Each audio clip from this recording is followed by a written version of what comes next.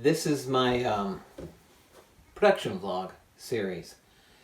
If you're new to this channel or this series, then this is going to be a weird one. But if you've been following along, I'm making a documentary short film about my hometown, Roby, Texas. And the inspiration for this whole thing started about a year ago, and when I saw a statistic for the 2020 census that my hometown was going to decline in population again.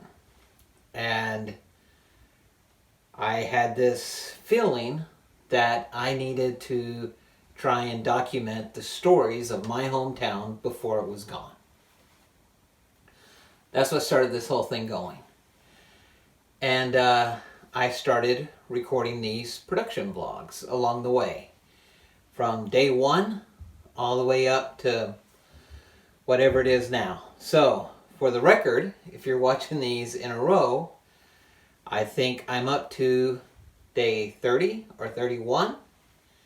But it's actually closer to day 274 today. The reason that is because when I started along this path, I was trying to record these as I went along, once a week as I went. Well, what happened is when I went home to Roby for the first time, I shot for almost 2 weeks, and every day I recorded a production vlog. Then when I got back to where I live now in Connecticut, I was trying to keep up with it and cut them, but life got in the way and things started happening. I was working on the much bigger film, along with work to pay the bills. But I was trying to keep up with my production vlogs because it takes a little bit to make them. I have to have an idea, I have to write something, I have to look through the footage, and I have to edit it and put music on it. So it's hard to keep up. Like I said, when I was in Roby, I tried to record something every day along the way, and I've been sharing these as they went. Well, I felt like it was time for a real-time update. So, as of right now in this process, I'm still editing the film. I'm still trying to make the production vlogs. But there's a lot of change has happened since I started this journey. And that's life, right? Life happens to all of us. But what's extremely weird is I've actually been able to catch up on my editing. So you're probably seeing these a lot more frequently. The reason for that is I've been self-quarantined for the last 3 weeks because of the coronavirus. We live basically an hour and 20 minutes from downtown Manhattan. Train ride is an hour and 20 from my home to Grand Central Station Terminal. And that's ground zero.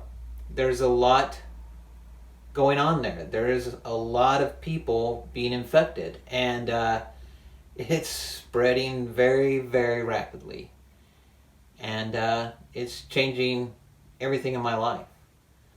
Work has changed. Interaction with people have changed.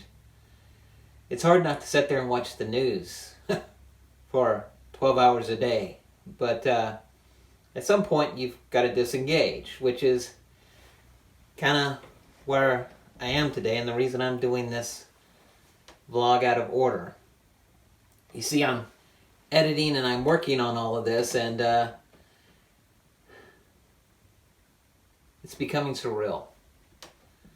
As you watch the numbers tally up on the news, those numbers represent real people. And as I work on this story, it represents real people too. And I don't want this to be another coronavirus video where people talk about how their life has changed and what they're reacting to. That's not what this is about. This is about the motivation and the inspiration to keep pushing through on this project in the midst of everything else that's going on. Part of me thinks it's actually a nice little escape, maybe. I know I'm spending a lot more time on YouTube than I have been. And I keep telling myself people might get some joy out of this, or at least some distraction out of these videos. So I want to keep editing. I want to keep finishing. But as this thing gets worse and worse all around us, and I continue to work on this, it becomes more and more surreal. I was talking to somebody just a few days ago, and he happens to be working on a pretty major story that's been going for a year in comic book format about a big events that end the world. Classic sci-fi story arc.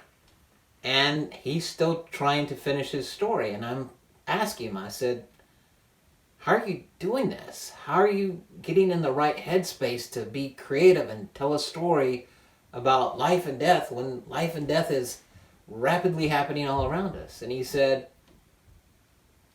this will end. And we will come out of it. And people still need to hear these stories.